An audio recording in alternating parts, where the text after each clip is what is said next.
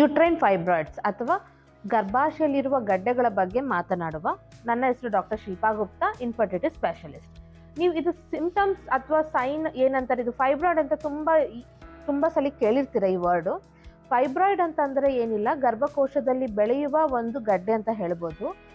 ಇದು ಒಂದು ಇರ್ಬೋದು, ಸ್ವಲ್ಪ ಜನಕ್ಕೆ ತುಂಬ ಜಾಸ್ತಿ ಇರ್ಬೋದು, ಸ್ವಲ್ಪ ಜನಕ್ಕೆ ಅದೇನು ಪ್ರಾಬ್ಲಮ್ ಮಾಡೋದೇ ಇಲ್ಲ, ಯಾವಾಗೋ ಸ್ಕ್ಯಾನ್ ಮಾಡಿದಾಗ ಗೊತ್ತಾಗಿರುತ್ತೆ. ಇನ್ನು ಸ್ವಲ್ಪ ಜನಕ್ಕೆ ಸಿಂಪ್ಟಮ್ಸ್ ಕಾಣಿಸ್ತಾ ಇರುತ್ತೆ, ಸ್ವಲ್ಪ ಜನಕ್ಕೆ ಅದು ಲೊಕೇಶನ್ ಮೇಲೂ ಡಿಪೆಂಡ್ ಆಗಿರುತ್ತೆ. ಗರ್ಭಕೋಶದ ಹೊರಗಡೆ ಬೆಳೆದ್ರೆ ಅದನ್ನು ಸಬ್ ಸೀರೋಸಲ್ ಫೈಬ್ರಾಯ್ಡ್ ಅಂತಾರೆ. ಗರ್ಭಕೋಶದಲ್ಲಿ ಒಳಗೆ ಬೆಳೆದ್ರೆ ಅದನ್ನು ಸಬ್ ಮ್ಯೂಕೋಸಲ್ ಫೈಬ್ರಾಯ್ಡ್ ಅಂತಾರೆ. ಗರ್ಭಕೋಶದ ವಾಲ್ ಅಥವಾ ಗೋಡೆಯಲ್ಲಿ ಬೆಳೆದ್ರೆ ಅದನ್ನು ಇಂಟ್ರಾಮ್ಯೂರಲ್ ಫೈಬ್ರಾಯ್ಡ್ ಅಂತಾರೆ. ಒಬ್ಬೊಬ್ಬರಿಗೆ ಸಣ್ಣದಿರುತ್ತೆ, ಒಬ್ಬೊಬ್ಬರಿಗೆ ದೊಡ್ಡದಾಗೂ ಇರುತ್ತೆ, ಒಬ್ಬೊಬ್ಬರಿಗೆ ತುಂಬ ಫೈಬ್ರಾಯ್ಡ್ಸ್ ಇರುತ್ತೆ. ಇದಕ್ಕೆ ರೀಸನ್ ಏನು ಅಂತ ಹೇಳಿದ್ರೆ, ತುಂಬ ಜನಕ್ಕೆ ಫೈಬ್ರಾಯ್ಡ್ಸ್ ರೀಸನ್ನೇ ಗೊತ್ತಿರಲ್ಲ. ಇದಕ್ಕೆ ಅನ್ನೋನ್ ಕಾಸ್ ಅಂತ ಹೇಳಿರ್ಬೋದು.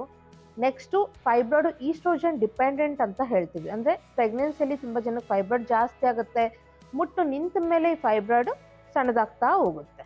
ಇನ್ನೂ ಒಂದು ಲೊಕೇಶನಿಂದ ಇರ್ಬೋದು, ಅಂದರೆ ಅಮೆರಿಕನ್ಸಿಗೆ ಫೈಬ್ರಾಯ್ಡ್ ರಿಸ್ಕ್ ಜಾಸ್ತಿ ಇರುತ್ತೆ. ಆಲ್ಕೋಹಾಲ್ ತೊಗೊಳೋರಿಗೆ ಅಥವಾ ರೆಡ್ ಮೀಟ್ ತುಂಬ ತಿನ್ನೋರಿಗೂ ಫೈಬ್ರಾಯ್ಡ್ ಜಾಸ್ತಿ ಇರುತ್ತೆ. ಜೆನೆಟಿಕ್ ಕಾಸ್ ಅಥವಾ ಹೆರಿಡಿಟ್ರಿ ಕಾಸ್ ಅಂತಲೂ ಫೈಬ್ರಾಯ್ಡ್ ಕಾಸ್ ಮಾಡುತ್ತೆ. ಎಲ್ಲ ಫೈಬ್ರಾಯ್ಡು ಪ್ರಾಬ್ಲಮ್ ಮಾಡುತ್ತಾ ಅಂತ ನೋಡಿದರೆ, ಎಲ್ಲ ಫೈಬ್ರಾಯ್ಡು ಸಿಂಪ್ಟಮ್ಸ್ ಕಾಸ್ ಮಾಡಲ್ಲ. ಸಬ್ ಮ್ಯೂಕೋಸಲ್ ಅಂದರೆ ಗರ್ಭಕೋಶದ ಒಳಗಿರೋ ಫೈಬ್ರಾಯ್ಡು ಬ್ಲೀಡಿಂಗ್ ಜಾಸ್ತಿ ಆಗಿರ್ಬೋದು, ಹೊಟ್ಟೆ ನೋವು ಜಾಸ್ತಿ ಆಗಿರ್ಬೋದು, ಅಬಾರ್ಷನ್ ರಿಸ್ಕ್, ಇನ್ಫರ್ಟಿಲಿಟಿ ಕಾಸಸ್ ಎಲ್ಲ ಮಾಡುತ್ತೆ. ಸಬ್ ಸೀರೋಸೆಲ್ ಅಂದರೆ ಗರ್ಭಕೋಶದ ಹೊರಗಡೆ ಬೆಳೀತಾ ಇರೋ ಫೈಬ್ರಾಯ್ಡ್ ಬಂದು ಪ್ರೆಷರ್ ಸಿಂಪ್ಟಮ್ಸ್ ಮಾಡುತ್ತೆ. ಅಂದರೆ ಒಬ್ಬೊಬ್ರಿಗೆ ಹೊಟ್ಟೆ ನೋವು ಬಂದಿರ್ಬೋದು, ಅಥವಾ ಮೋಷನ್ ಪ್ರಾಬ್ಲಮ್ ಆಗಿರ್ಬೋದು, ಟ್ವಿಸ್ಟ್ ಆಗಿಬಿಟ್ಟು ಸಿವಿಯರ್ ಹೊಟ್ಟೆ ನೋವು ಬಂದು ಇನ್ಫೆಕ್ಷನ್ ಆಗ್ಬೋದು, ಇಲ್ಲ ಟಾರ್ಷನ್ ಆಗ್ಬೋದು, ಈ ಥರ ಸಿಂಪ್ಟಮ್ಸ್ ಬರುತ್ತೆ. ಗರ್ಭಕೋಶದ ವಾಲ್ ಅಂದರೆ ಗರ್ಭಕೋಶದ ವಾಲಲ್ಲಿರೋ ಫೈಬ್ರಾಯ್ಡು ಒಳಗಾದ್ರೂ ಬೆಳಿಬೋದು ಅಥವಾ ಹೊರಗಡೆನಾದ್ರೂ ಬೆಳಿಬೋದು.